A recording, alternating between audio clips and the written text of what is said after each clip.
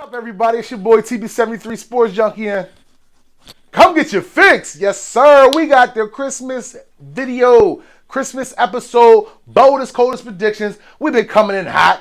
Shout out to the 8 people that said they took advantage of that late Facebook post where they said Waller and Renfro was activated and sprinkle a little extra thing on that Raiders to bring it home for us. Oh, yeah. Wasn't many victories last week, but that definitely wasn't one. I'm a little cheapskate. I got kids. I just threw 100 on it, let it pop. You know what I mean? Got a couple little cash apps for the tips. I appreciate y'all. Y'all know it.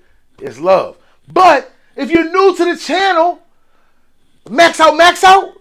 Well, this represents somebody who went crazy and snapped last week. We got to talk about it before we move on to this week's spreads. This represents boot of the week. Somebody that was acting a goddamn fool and got to get called out, man. So, without any further ado, the first max out. This is a record, y'all. This is the first time somebody got a max out. There wasn't a player, coach, referee, assistant, whatever. Jerry Edmonds. And if you don't know who Jerry Edmonds is, that's cool because I didn't know who he was before this week, y'all. Jerry Edmonds is a New England Patriots fan. He was at the game and saw the epic collapse last week against the Raiders. Now, who else was at the game? The person that made him viral.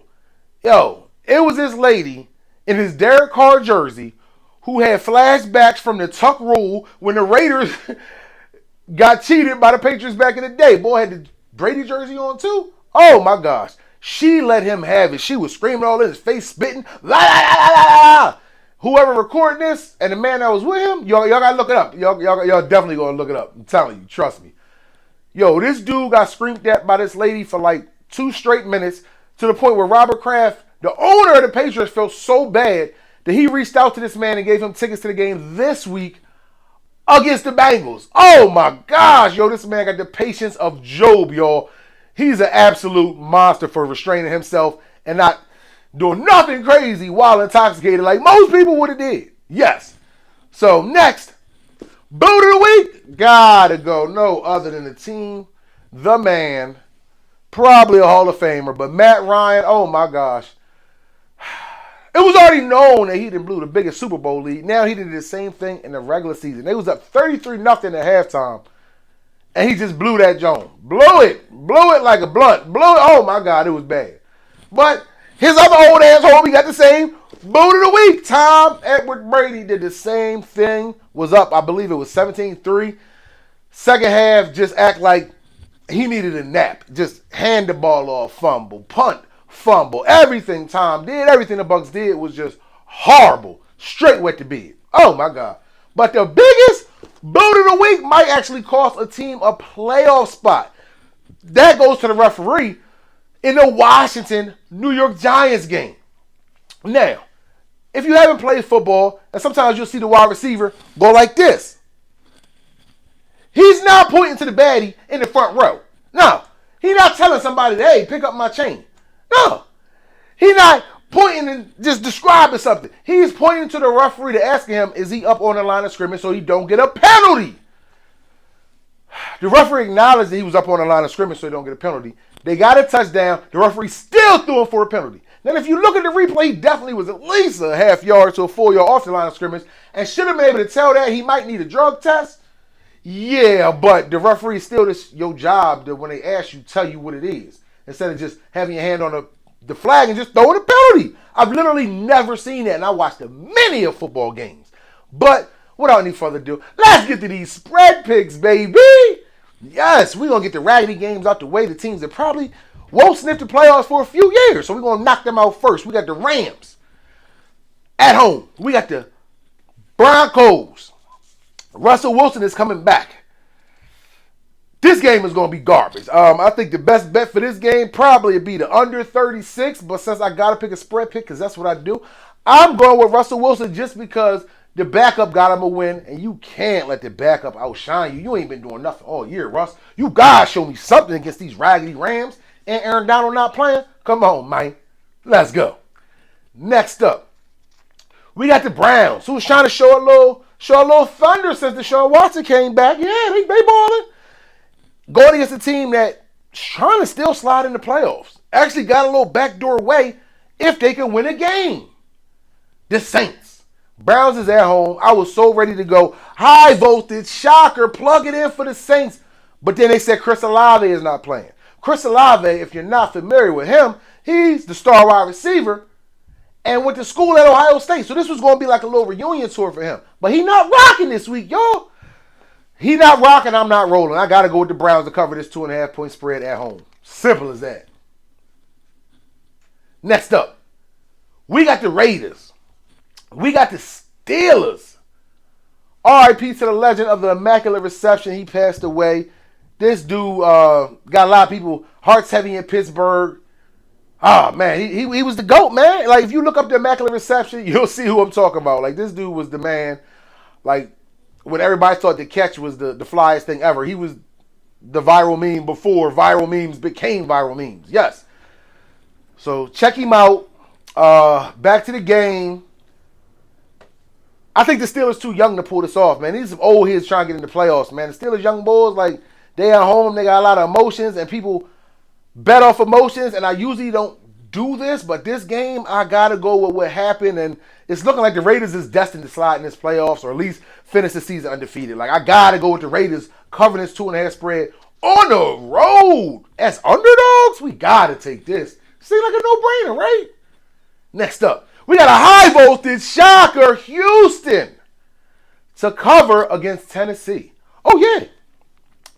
Houston has been looking good the last 2 weeks.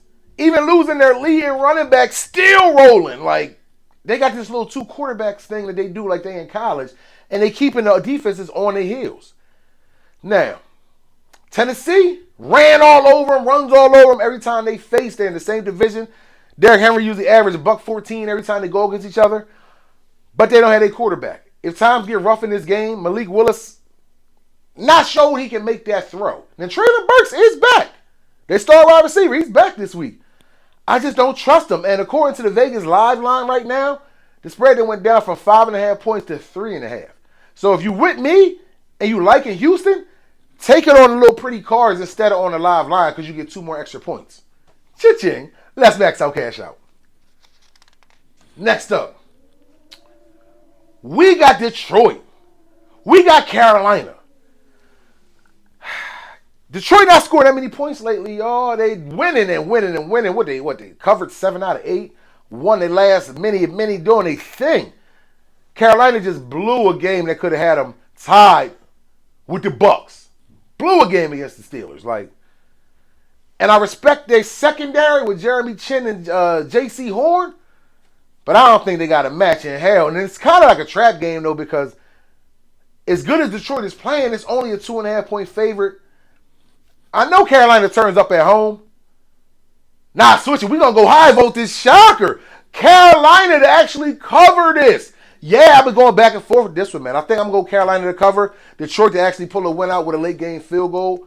But this game going to be closer than a lot of y'all expect. I got a feeling about this. Love Detroit on the money line. And I absolutely adore that over 44.5 too. Let's go. Next up, we got the Green Bay Packers. You know what it means when I got a hat on. That's the team that I think might have a lock of the week versus the spread. Aaron Rodgers got hope. That is the wrong man you want to see at the end of the year getting hope. Oh, my God. They actually got a little avenue to get in the playoffs if they went out and get some help. Now, I'm not saying they're going to win out. Because Tua feels embarrassed. He was leading vote getter for the fans to get to the Pro Bowl, but he still didn't make the Pro Bowl because the coaches and the peers selected against him. That's literally never happened before. The disrespect Tua feels is crazy. So I really don't see the Packers winning this game. But you telling me you give me 4.5 points with Aaron Rodgers, who done played in every stadium, going to Miami, weather won't be an issue, and he got playoff hopes, and he looked cool as a fan on the podium with his Christmas sweater, and they playing on Christmas Day. Yo, you gotta give me the greasy hair ponytail bowl. You gotta give me Aaron Rodgers, man. Let's go. That might be a cha-ching pick. That might be the second cha-ching pick of the day. We got the Bucks. We got the Cardinals. We got a whole bunch of bullshit on the field, y'all. Somebody come sweep it up. This is another Christmas night game. Oh, man, they should have flexed this, y'all. Don't nobody want to see this, man. This might be the first time Tom Brady can cover a spread Even if he don't play 4 consistent quarters like they've been doing, it should be no way that Trace McSorley should actually name be mentioned in the same sentence as Tom Brady. Cardinals give up 26 points a game, y'all. Brady and them actually showed they can move the ball a little bit in the first half last week. This might be a reverse teaser mode. This might be everything for the Bucs. This might be a blowout. And it might make whoever the Bucs face in the first round a little scared just because y'all going to see Brady at his best going against somebody at their worst. Dun-dun. Next up. We got a high voltage shocker. If you watch this channel, you know. We always pick against Kansas City at home because they do not cover spreads at home. 4 out of 5 times, y'all? 4 out of 5 times I've been all over it. The one time they did cover at home, I told you to pick them when they went against the Rams and blew them the hell out. Yo, I'm on to something, y'all. I do not know why. They are a great team. I am not hating on Kansas City. They're the truth. But they just do not cover spreads at home. And you got to think that Seattle going to have one last burst of... They only won games out of this wild card spot. And the Kansas City is playing for something better. They playing for that number 1 seed. We know this. But it seemed like when the whole world go right, when the whole world go left, I go right to the money. And this is a game just like that. You're looking at Seattle as garbage right now. They're not getting nothing out the running game. And they just lost Tyler Lockett. Everybody's going to run and go put their money on the Chiefs. I don't blame you. But I like the Chiefs with the money line. But the spread, you cannot trust them just because they do nothing at home but just win. Don't let this game be the one to mess your ticket up, man. I'm telling you. Next up, we got the Buffalo Bills. We got the Chicago Bears in another high point spread. Chicago is at home. Chicago got an absolute star in Justin Fields. But Buffalo got one of them too, man. They both can run, jump, pass, throw. It don't matter. Chicago, just like last week, has nobody to throw to. The one guy they did have, Equinemius St. Brown, he on the shelf this week. Man, life is going to be rough for Justin Fields. He is definitely going to do his thing, get his yards, but I don't think he's going to be able to cover this 8.5 point spread. Now, Buffalo ain't really been covering. I'm definitely taking a hunch on this one. I definitely just feel something because it's going to be a snow game. Both of them like playing in the snow. They get high off that or something. They crazy as hell. Give me a blanket. I ain't playing in no damn snow no more. But I got to go with Buffalo on this. I definitely love the over 40 in this because Justin Fields can get you 17 points by himself. He an absolute star. But I think it's going to be a Bills blowout. Oh, yes, sir. Yes, sir. Next up, we got a high voltage shocker. Eagles to cover against the Cowboys. Now, Cowboys done got an early Christmas present, y'all. Oh, yeah. The Cowboys done got Eagles without Jalen Hurts. Dang. It's like payback because that's what the Eagles had to face Cooper Rush the first time. The Eagles beat the brakes off of them, even though Cowboys put up a little scare, but Eagles still cover. Now, the only reason why I do not think the Cowboys will cover this and possibly might lose, even though they should blow the Eagles out without Hurts, Eagles defense is strong. And Gardner Minshew, he does not want to be a backup, and he's about to get the brightest lights ever shine on him. I think he's going to ball. But most of all, Micah Parsons ain't been doing that hot. He's been in and out looking little disappearing acts. So he on the injured list, but he going to play. What's his name? Van Der Esch. He got something wrong with his neck. He a little broke up. That defense ain't as hot. And they're missing the right tackle. Left tackle, Tyron Smith is actually back. That's going to help their running game out a lot. But I don't know. They're missing a lot on defense to be trying to roll with the Eagles, man, even without Jalen Hurts. Yeah, I said it. Come see me. That might be a cha-ching pick, actually, too. Next up, we got to watch the Commanders versus the 49ers. 49ers at home, laying 7 and a hook. 7.5 point spread, if you don't know what the hook means. Now, the hook tears many people up. That half point destroys many people up. Now, you know what else destroys many people? The allure of keep thinking Chase Young is going to come back. Every week they say he's going to come back. Every week, he don't play. This might be a week that I don't think it matters if he plays.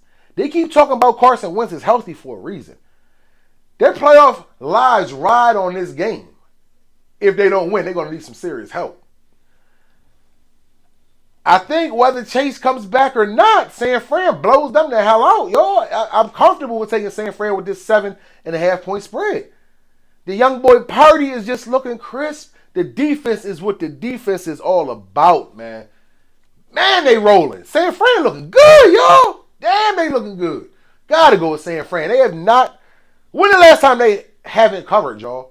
They the only team that's covered twice at night. They even covering the night games when the night games usually go the other way on the side of BS.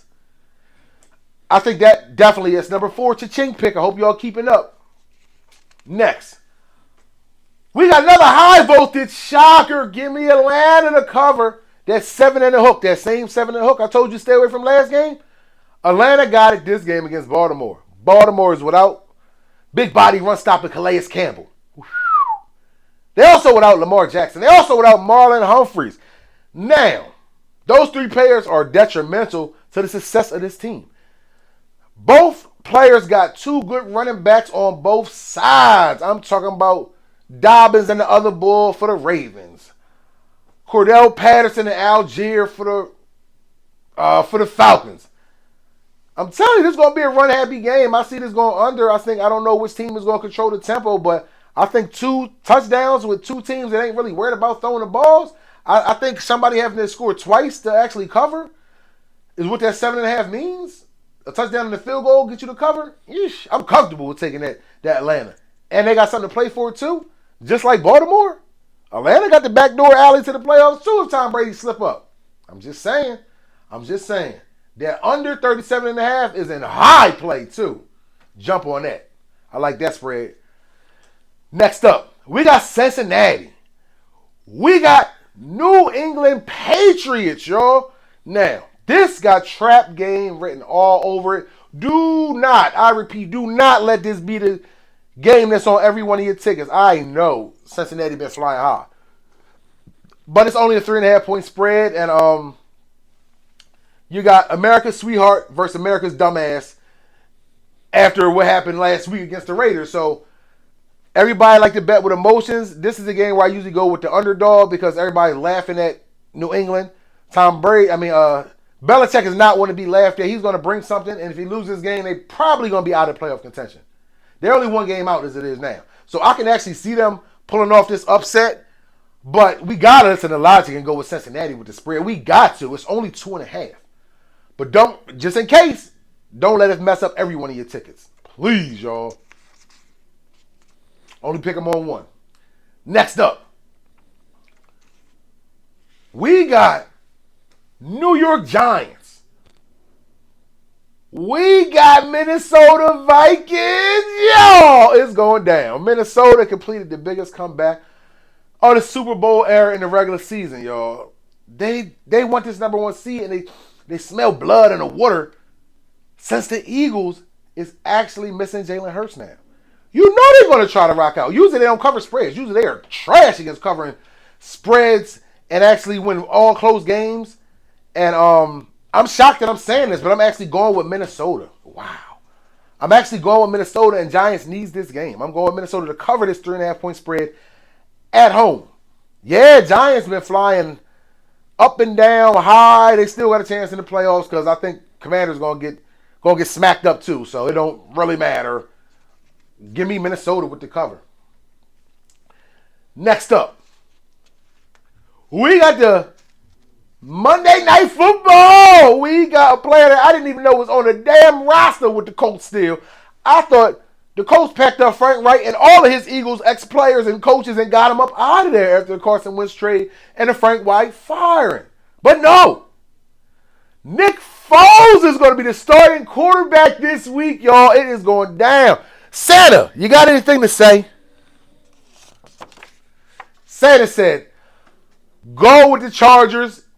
And this is a tough one, y'all. It sounds so easy, but I really am a research guru. And I'm telling you, the Chargers do not cover when they're favorites. Every time you see me confidently sit up here and take the Chargers, it's because they're underdog. They always cover with points. They cover with points twice this year against mighty Kansas City. Like, I love them getting points. I do not love them getting points. If that makes any sense. If you're better, you know what I mean. But Foles only plays good in the Eagles uniform. So, yes, this is Monday night. Yes, he might go crazy. Yes, I like the over, I guess, in this. Just because You need a dance partner. Like, you know, the Chargers not going to put up 48 points alone to cover this over. But if Foles can give you a 20, you know Justin Herbert can give you a good 27 against that Colts defense that just surrendered a lot of points. So give me San Diego. Give me that over. I might adjust it to 40. And I love that 2-game parlay, actually. I love feeling that 2-game parlay. Now, this is the moment of truth, y'all. This is time for that 10-team teaser. Let's get it. Let's get it. But before that, I'm gonna hit you with a little parlay. You know, it's Christmas time. I always try to get the most picks I can. Give me the Texans spread. Give me the Cincinnati spread. Give me the Commanders spread. Give me the Raiders money line. And give me the Bucs spread. Let's max out Cash App. My Cash App will be in the description. I'm expecting tips. I'm expecting wins. Let's get to this 10-team teaser. 10 to get you 300. Let's go. Browns plus 3.5. Vikings plus 2.5. Giants, same game, plus 9.5. Raiders plus 8.5. Chiefs minus 4.5. Packers plus 9.5. 49ers minus 1.5. Chargers plus 2.5. Philly and Dallas under 50.5. Bears plus 16.5. Now, we're going to slide to the super teaser. We charter into untouched land, y'all. I got a 15-leg super teaser for y'all that'll max out cash out nicely if you throw 20 on that thing. Let's roll. We got the same game one, y'all. We got Titans plus 4.5, Texans plus 15.5. We got Bills plus a half point. We got Seattle plus 21.5. We got Ravens plus 2.5. Washington plus 17.5. Same game. Washington San Fran over 32.5. We got Cowboys plus 4.5. We got Eagles plus 15.5. Same game.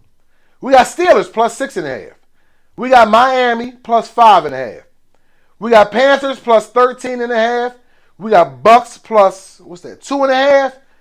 We got Colts plus 14.5. And we got Cincinnati plus 6.5. Do me a favor, y'all. Enjoy your holiday. I appreciate every Cash App sent by giving winning tickets. I hope y'all love your family, love yourself. This is the last show of the new year, if I'm not mistaken, y'all. Oh, man. Have fun. Always live life. Follow your dreams. I am responsible for 3 other YouTube channels right now just because I took a jump.